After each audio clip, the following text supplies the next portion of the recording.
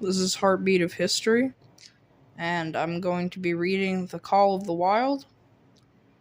This is going to be part one. I expect it to last for around 20 to 30 minutes. Let's get right into it. Old longing's nomadic leap, chafing at custom's chain. Again, from its brumal sleep, wakens the fair and strain. Buck did not read the newspapers, or he would have known that trouble was brewing, not alone for himself, but for every Tidewater dog, strong of muscle and with warm, long hair, from Puget Sound to San Diego. Because men, groping in the Arctic darkness, had found a yellow metal, and because steamship and transportation companies were booming the find. Thousands of men were rushing into the Northland. These men wanted dogs, and the dogs they wanted were heavy dogs, strong of muscle and with warm, long hair. Buck lived at a house in the sun-kissed Santa Clara Valley, Judge Miller's place. It stood back from the road, half hidden among the trees, through which glimpses could be caught of the great cool veranda that ran around the four sides. The house was approached by gravel driveways which round about through wide-spreading lawns and under the interlacing boughs of tall poplars. At the rear, things were on even a more spacious scale than at the front. There were great stables, where a dozen grooms and boys held forth, rows of vine-clad servants' cottages, an endless and orderly array of outhouses, long grape arbors, green pastures, orchards, and berry patches. Then there was the pumping plant for the artesian well, and the big cement tank where Judge Miller's boys took their morning plunge and kept cool in the hot afternoons. And over this, the dog Buck ruled.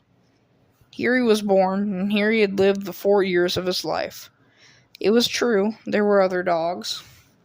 There could not but be other dogs on so vast a place, but they did not count. They came and went, resided in the populous kennels, or lived obscurely in the recesses of the house after the fashion of Toots, the Japanese pug, or Isabel, the Mexican hairless, strange creatures that rarely put nose out of doors or set foot to ground. On the other hand, there were the fox terriers, a score of them at least, who yelped fearful promises at Toots and Isabel by looking out of the windows, and protected by a legion of housemaids armed with brooms and mops. But Buck was neither house dog nor kennel dog. The whole realm was his. He plunged into the swimming tank or went hunting with the judge's sons. He escorted Molly and Alice, the judge's daughters, on long twilight or early morning rambles. On wintry nights he lay at the judge's feet before the roaring library fire. He carried the judge's grandsons on his back, or rolled them in the grass, and guarded their footsteps through wild adventures down to the fountain in the stable yard, and even beyond, where the paddocks were and the berry patches. Among the terriers he stalked imperiously, and Toots and Isabel he utterly ignored, for he was king over all creeping, crawling, flying things of Judge Miller's place, humans included. His father, Elmo, a huge St. Bernard, had been the judge's inseparable companion, and Buck bade fair to follow in the way of his father. He was not so large. He weighed only 140 pounds, for his mother, Shep, had been a Scottish shepherd dog. Nevertheless, 140 pounds, to which was added the dignity that comes of good living and universal respect, enabled him to carry himself in right royal fashion. During the 4 years since his puppyhood, he had lived the life of a sated aristocrat. He had a fine pride in himself, was even a trifle egotistical, just as every country gentleman had become because of their insular situation. But he had saved himself by not becoming a mere pampered house dog. Hunting and kindred outdoor delights had kept down the fat and hardened his muscles, and like the cold tubbing races, the love of water had been to him a tonic and health preserver. And this was the manner of dog Buck was in the fall of 1897, when the Klondike Rush sprang up and dragged men from all over the world into the frozen north. But Buck did not read in the newspapers. and he did not know that Manuel, one of the gardener's helpers, was an undesirable acquaintance. Manuel had one besetting sin. He loved to play Chinese lottery. Also in his gambling, he had one besetting weakness: faith in his system, and this made his damnation certain. For to play a system requires money, whereas the wages of a gardener's helper do not lap over the needs of a wife and numerous progeny. The judge was at a meeting of the Raisin Growers Association, and the boys were busy organizing an athletic club on the memorable night of Manuel's treachery. No one saw him and Buck go off through the orchard on what Buck imagined was merely a stroll, and with the exception of a solitary man, no one saw them arrive at the little flag station known as College Park. This man talked with Manuel, and money chinked between them. "You might wrap up the goods before you deliver them," the stranger said gruffly, and Manuel doubled a piece of stout rope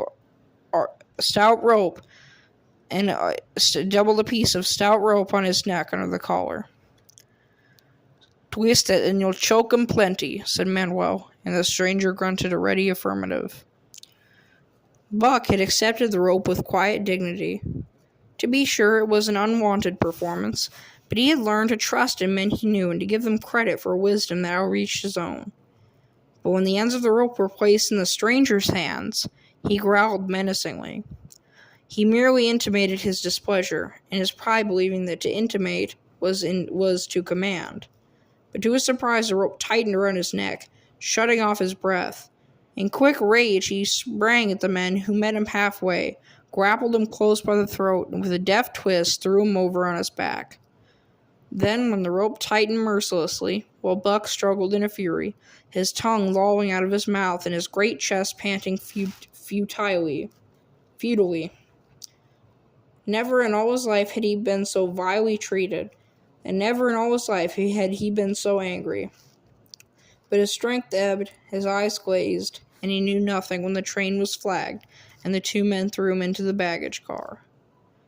The next he knew, he was dimly aware that his tongue was hurting, and that he was being jolted along in some kind of conveyance. The hoarse shriek of a locomotive, whistling a crossing, told him where he was. He had traveled too often with the judge not to know the sensation of riding in a baggage car. He opened his eyes, and into them came the unbridled anger of a kidnapped king. The man sprang for his throat. Buck was too quick for him.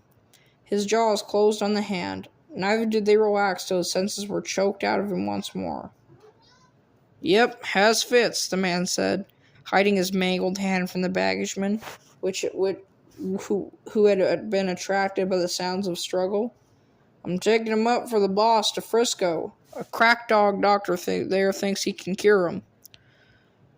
Concerning that night's ride, the man spoke most eloquently for himself in a little shed back of a saloon on the San Francisco waterfront. "All I get is $50 for it," he grumbled, "and I wouldn't do it for over 1,000 cold cash." His hand was wrapped in a bloody handkerchief, and the right trouser leg was ripped from knee to ankle. "How much did the other mug get?" the saloon keeper demanded. 100, was the reply. Wouldn't take any less, so help me." "That makes 150, the saloon keeper calculated, "and he's worth it or I'm a squarehead." The kidnapper undid the bloody wrappings and looked at his lacerated hand. "If I don't get the hydrophobia, it'll be because you was born to hang," laughed the saloon keeper. "Here, lend me a hand before you pull your freight," he added. Dazed, suffering intolerable pain from throat and tongue, with the life half throttled out of him, Buck attempted to face his tormentors. But he was thrown down and choked repeatedly, until they succeeded in filing the heavy brass collar from off his neck. Then the rope was removed, and he was flung into a cage-like crate. There he lay for the remainder of the weary night, nursing his wrath and wounded pride. He could not understand what it all meant. What did they want with him, these strange men? Why were they keeping him pent up in this narrow crate? He did not know why, but he felt oppressed by the vague sense of impending calamity. Several times during the night he sprang to his feet when the shed door rattled open. expecting to see the judge, or the boys at least. But each time it was the bulging face of the saloon keeper that peered in at him by the sickly light of a tallow candle. And each time the joyful bark that trembled in Buck's throat was twisted into a savage growl.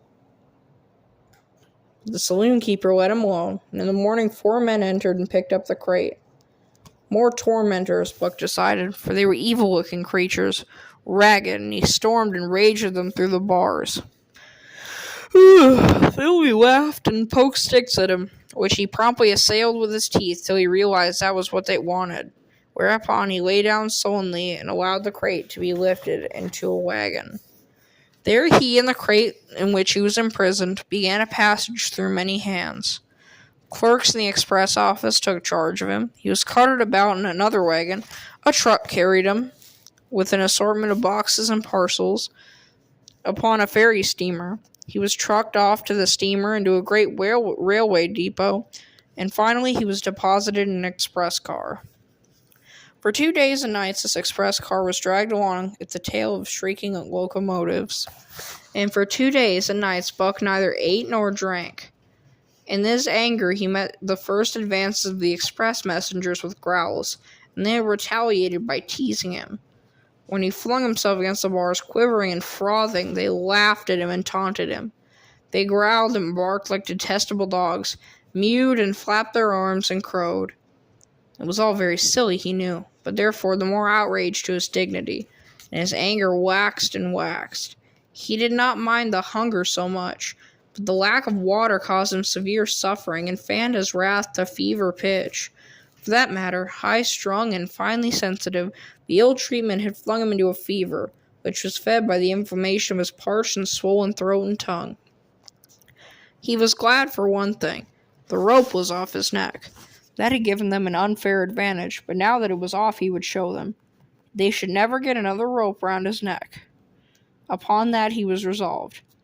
For 2 days and nights he neither ate nor drank, and during those 2 days and nights of torment he accumulated a fund of wrath that boded ill for whomever first fell foul of him. His eyes turned bloodshot. He became metamorphosed into a raging fiend.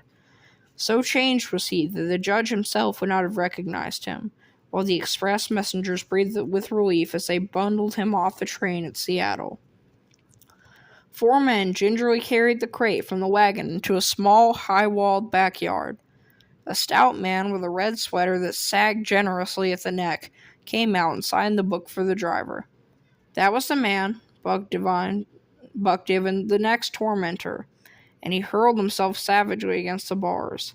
The man smiled grimly and brought a hatchet and a club. "You ain't going to take him out now?" the driver asked. "Sure," the man replied, driving the hatchet into the crate. There was an instantaneous scattering of the 4 men who had carried it in, and from safe perches on the wall they prepared to watch the performance. Buck rushed at the splintering wood, sinking his teeth into it, surging and wrestling with it. Wherever the hatchet fell on the outside, he was there on the inside, snarling and growling, furiously anxious to get out as the man in the red sweater was calmly intent on getting him out. "Now, you red-eyed devil," he said, when he had made an opening sufficient for the passage of Buck's body. At the same time, he dropped the hatchet and shifted the club to his right hand. And Buck was truly a red-eyed devil as he drew himself together for the spring, hair bristling, mouth foaming, and a mad glitter in his bloodshot eyes. Straight at the man he launched his 140 pounds of fury, surcharged with the pent passion of 2 days and nights. In midair, just as his jaws were about to close on the man, he received a shock that checked his body and brought his teeth together with an agonizing clip. He whirled over, fetching the ground on his back, and sighed. He had never been struck by a club in his life, and did not understand. With a snarl that was part bark and more scream, he was on his feet and launched into the air again. And again the shock came, and he was brought crushingly to the ground. This time he knew it was the club, but his madness knew no caution. A dozen times he charged, and as often the club broke the charge and smashed him down. Following upon a particularly fierce blow, he crawled to his feet, too dazed to rush. He staggered limply about, the blood flowing from nose and mouth and ears, his beautiful coat sprayed and flecked with bloody saliva. Then the man advanced and deliberately dealt him a frightful blow on the nose. All the pain he endured was nothing compared with the exquisite agony of this.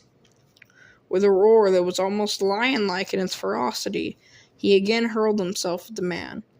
But the man, shifting the club from right to left, coolly caught him by the underjaw, at the same time wrenching downward and backward. Buck described a complete circle in the air, and half of another, then crashed to the ground on his head and chest. For the last time he rushed.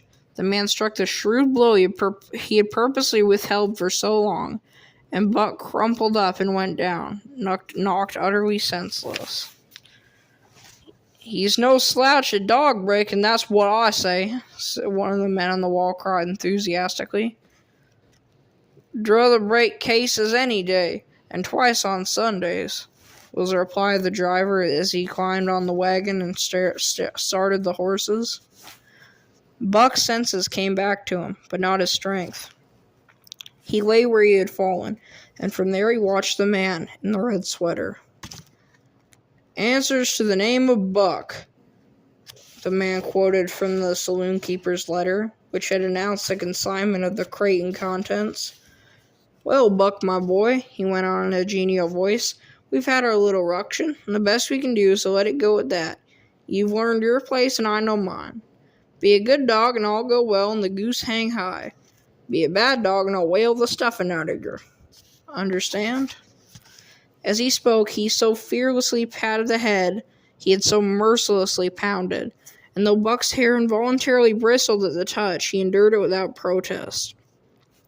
When the man brought him water, he drank eagerly, and later bolted a generous meal of raw meat, chunk by chunk, from the man's hand. That'll be all for tonight. Hope you enjoyed the reading.